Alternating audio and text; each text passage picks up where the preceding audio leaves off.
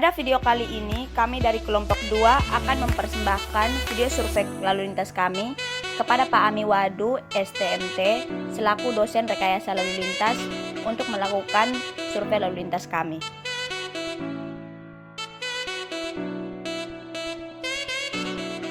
Halo, perkenalkan nama lengkap saya Stella Maris Mulyanti Moa. Halo, perkenalkan nama saya Stephen Yap. Halo, perkenalkan nama lengkap saya Marini Putri Lomi.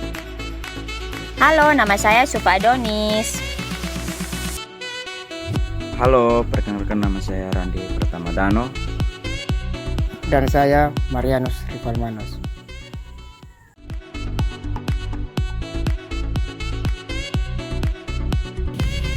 Langkah pertama, kami melakukan pengukuran jalan yang ingin disurvei sepanjang 200 meter menggunakan roll meter.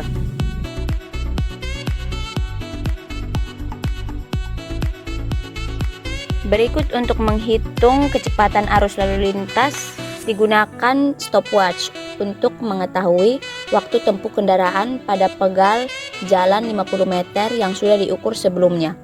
Mengukur kecepatan lalu lintas ini diambil 10 sampel di setiap 15 menitnya.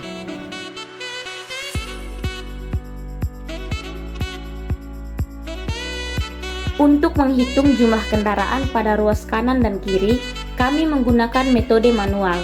Alat yang digunakan yaitu aplikasi traffic counter untuk menghitung jumlah kendaraan secara digital dan menggunakan alat tulis untuk mencatat jumlah kendaraan secara tulisan.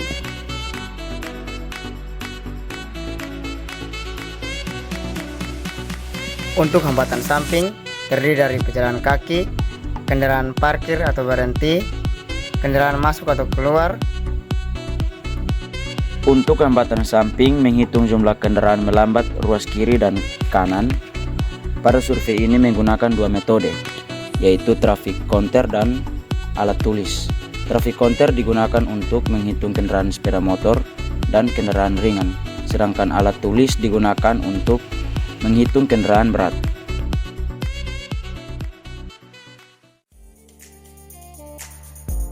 Berikut untuk menghitung kecepatan arus lalu lintas digunakan stopwatch untuk mengetahui waktu tempuh kendaraan pada pegal jalan 50 meter yang sudah diukur sebelumnya.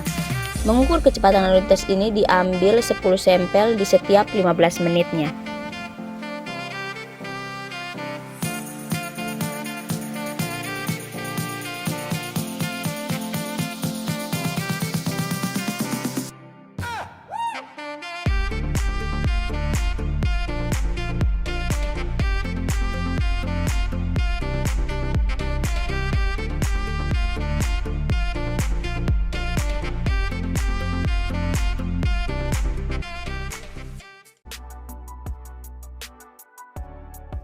Halo, perkenalkan nama lengkap saya Marini Putri Lomi dengan NIM 2123716517.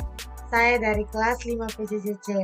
Pada video kali ini kita akan melakukan lanjutan dari perhitungan survei lalu lintas yang diambil di Jalan Jenderal Soeharto di depan Hotel Sylvia Nekoten. Teman-teman dapat melihat pada gambar di layar ada gambar melintang yang sudah digambar pada AutoCAD dan gambar peta yang diambil pada Maps. Pada video yang pertama sudah dibagi masing-masing tugas dari anggota kelompok. Selanjutnya kita akan melalui perhitungan pada arus lalu lintas. Arus lalu lintas dibagi menjadi 8 golongan dalam kategori ini. Golongan yang pertama itu golongan 1 sepeda motor, golongan 2 sampai 4 itu mobil penumpang, golongan 5A sampai 7C itu termasuk kendaraan berat, golongan 8 kendaraan tidak bermotor seperti becak, gerobak, dan sepeda. Langkah yang pertama untuk melakukan total kendaraan per 15 menit, kita ambil dari 18.45 sampai 12.45. Untuk melakukan total kendaraan per 15 menit, kita dapat menggunakan zoom,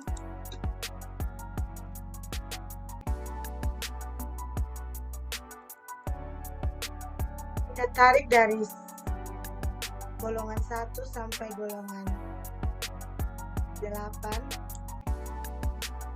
Kita tutup kurung.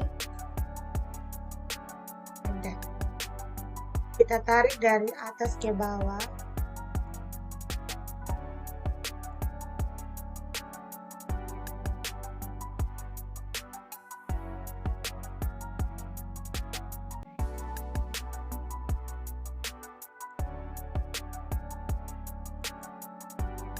Total kendaraan juga bisa dilihat dari grafik.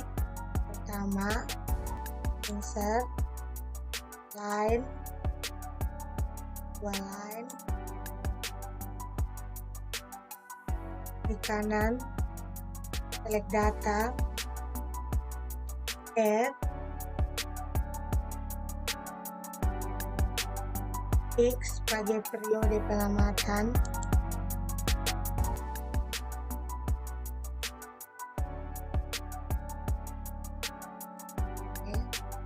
Add.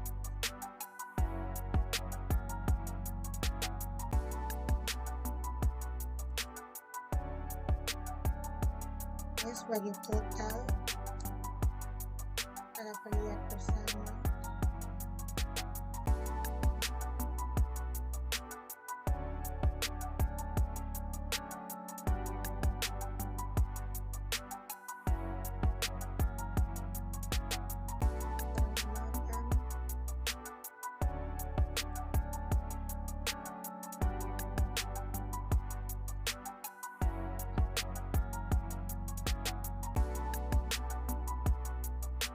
Grafik.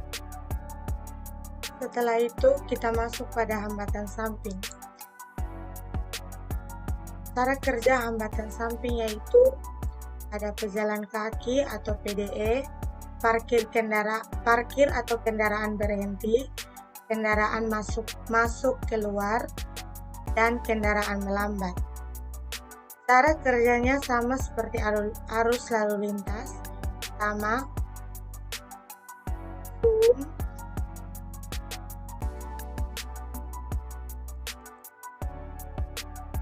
tarik dari pejalan kaki sampai kendaraan melambat.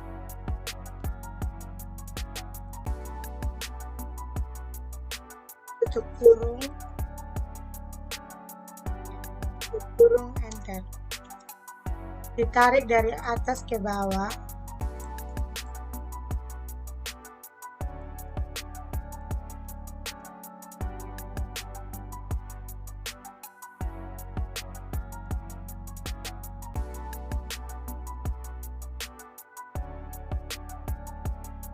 Kendaraan melambat per interval 15 menit, tarik ke bawah. Grafiknya sama seperti grafik lalu lintas. Ya, ini hasil dari hambatan samping. Kita lihat bersama. Untuk selanjutnya kecepatan kendaraan motor, kendaraan ringan dan kendaraan berat. Di sini kita mengambil 10 sampel dengan pegal jalan 50 meter. Ini sampel yang pertama 7,61. Setelah itu untuk sepeda motor, untuk membuat rata-rata kita average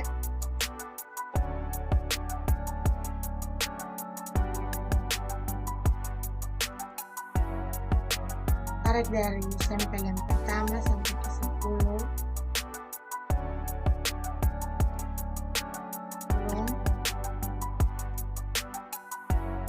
Kita tarik dari atas ke bawah. Dalam kendaraan ini, karena jumlah kendaraan tronton truk besar itu kurang, jadi kebanyakan hanya mendapat 3 sampel, 4 sampel, 5 sampel, dan 6 sampel. Yang lain 0. Sekarang kita masuk pada kendaraan berat. Pertama, average.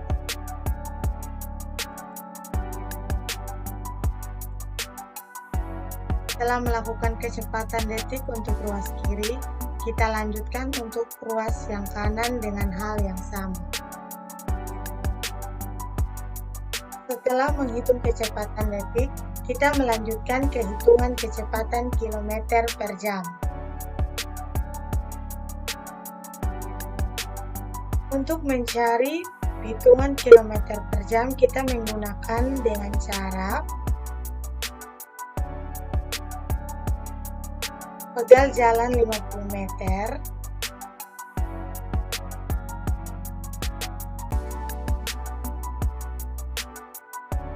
dibagi stempel detik pertama,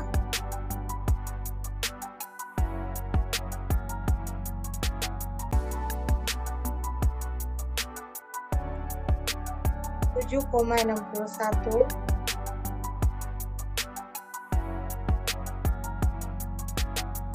dikalikan 3006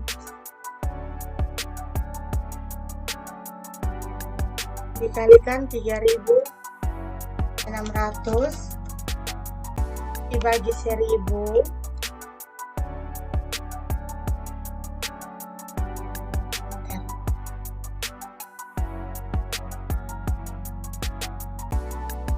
ditarik sampel 1 sampai 10 khusus untuk sepeda motor. Sebelum ditarik di sebelah bawah, kita kunci dulu untuk pegal jalan agar tidak tergeser.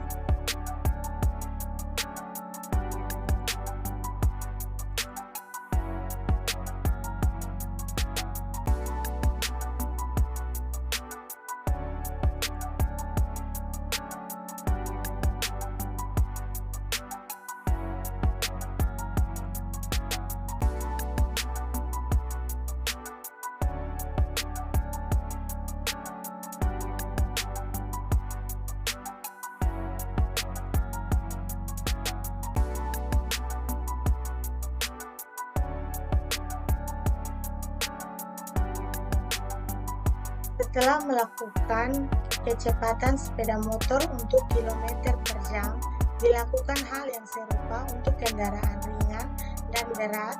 Setelah itu kita mencari rata-rata dengan radius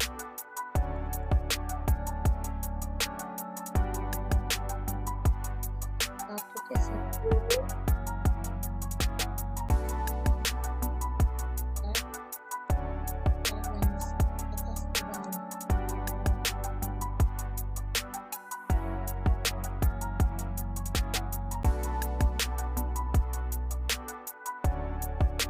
kita lakukan yang sama juga pada kendaraan berat dan kendaraan ringan.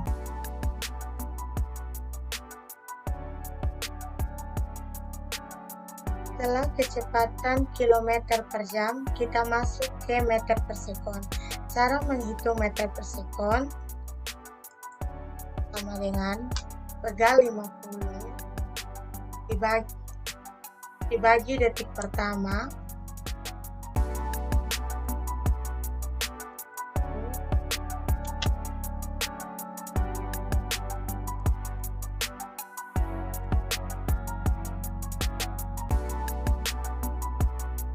bagi detik pertama,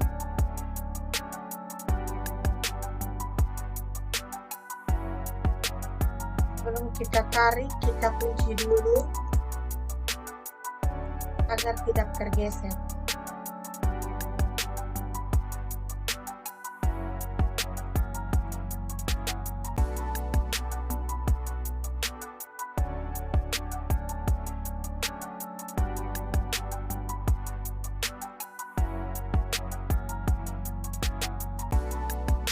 Setelah itu kita tarik dari atas ke bawah.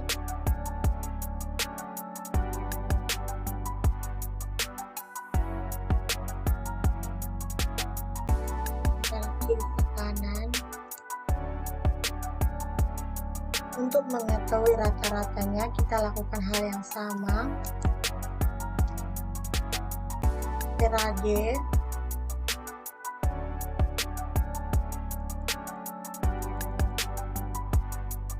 dari stempel pertama kita sampai ke 10.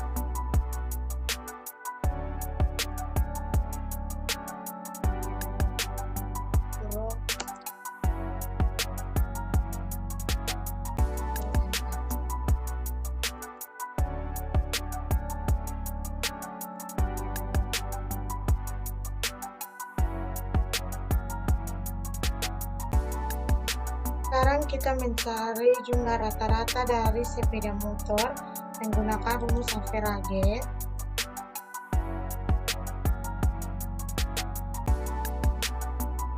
Tarik dari 1 turun sampai. Setelah itu kita tarik dari atas ke bawah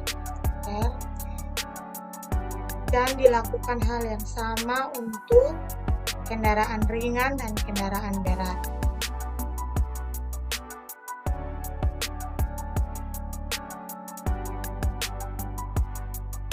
Setelah melakukan kecepatan di meter sekon, kilometer per jam, dan detik, kita masuk pada fluktuasi kecepatan puncak.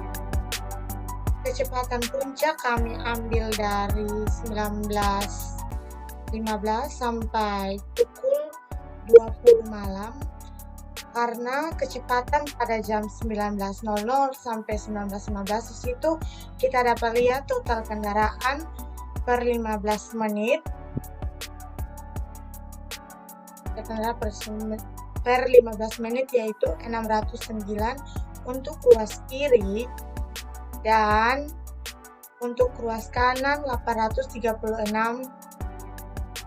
Total kendaraan di jam puncak tersebut untuk sepeda motor kita ambil dengan cara kita menggunakan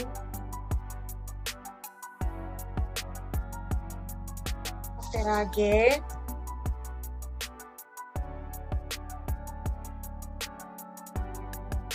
Kita mencari pada jam 19.15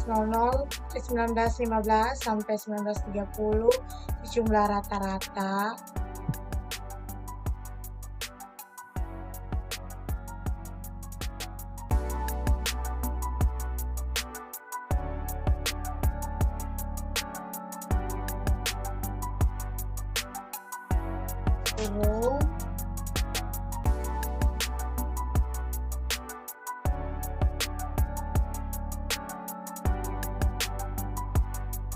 Kita play bersama. Untuk kecepatan dari sepeda motor, kendaraan ringan, kendaraan berat bisa dilakukan hal yang sama untuk mencari puncak dari setiap kendaraan. Sekarang kita akan membuat grafik fluktuasi kecepatan kolom. Pertama kita insert, kita pilih columns, kita pilih 2D columns, di kanan select data, add, kita memberi nama pertama itu SM, di series followers-nya kita memilih pada SM, oke, kita add lagi, kita add,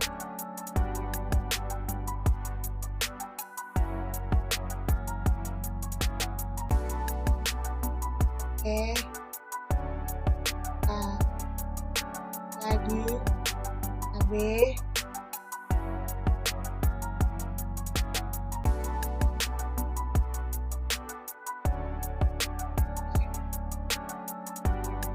dan kita masuk untuk menampilkan waktunya, kita edit, kita pilih waktu, oke. Dapat kita lihat bersama, ini adalah grafik dari fluktuasi kecepatan kolom. Kita lihat bersama, ini adalah grafik fluktuasi kecepatan kolom.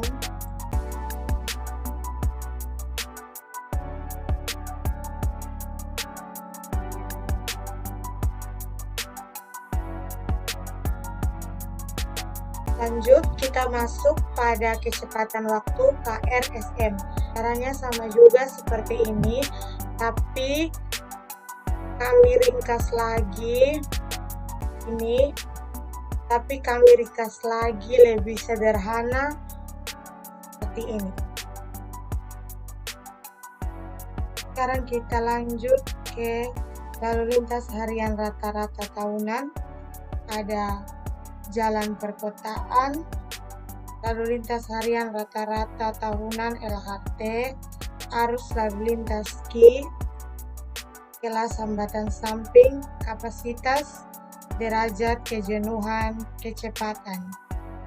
Jalan yang kami ambil di depan Hotel Sylvia Naikoten termasuk jalan 4 median 2 terbagi. Panjang segmen yang kami gunakan 200 meter dengan median 4/2 terbagi. Kapasitas jalan perkotaan sesuai dengan lokasi survei, segmen yang jalan didefinisikan sebagai panjang jalan yang mempunyai karakteristik sama, yaitu di mana sepanjang jalan terdapat pertokohan dan penjualan jajanan malam hari. Karakteristik tipe jalan terbagi dengan median 4/2 terbagi. Lebar jalur lalu lintas, lebar bagian jalan yang digunakan untuk keperluan lalu lintas kendaraan pada lokasi kami. Terdapat lebar lalu lintasnya 8 meter karena ada median hingga dibagi dengan lebar masing-masing 4 jalur, dan masing-masing 2 jalur 4 meter. Kerep merupakan batasan antara jalur lalu lintas dan trotoar yang mempengaruhi terhadap dampak hambatan samping pada kapasitas dan kecepatan. Pada lokasi kami juga, kerep dan tinggi permukaan aspal itu 100 cm sepanjang jalan, arus dan komposisi. Lalu lintas dengan menyatakan arus dalam satu satuan mobil penumpang SMP. Kendaraan ringan, contohnya angkot, minibus, dan pick-up. Kendaraan berat, contohnya truk dan bus. Sepeda motor, contohnya sepeda motor. Kapasitas jalan perkotaan. Hambatan samping.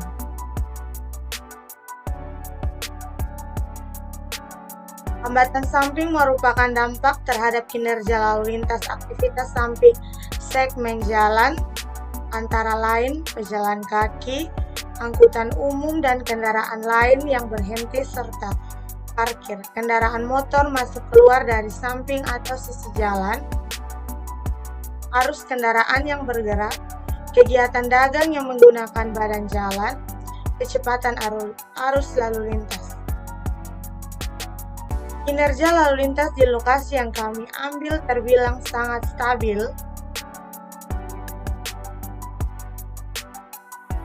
Besar waktu tempuh kendaraan sekitar berkisar pada 40 km per jam.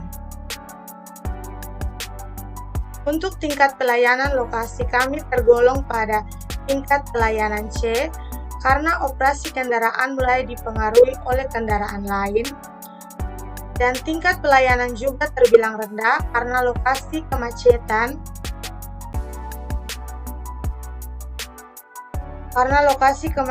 dipengaruhi oleh kendaraan.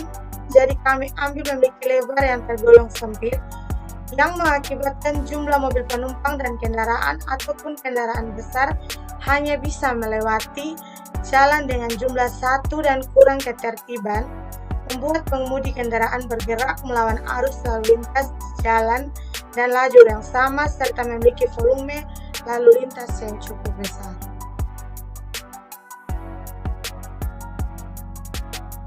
Kita lihat bersama pada layar.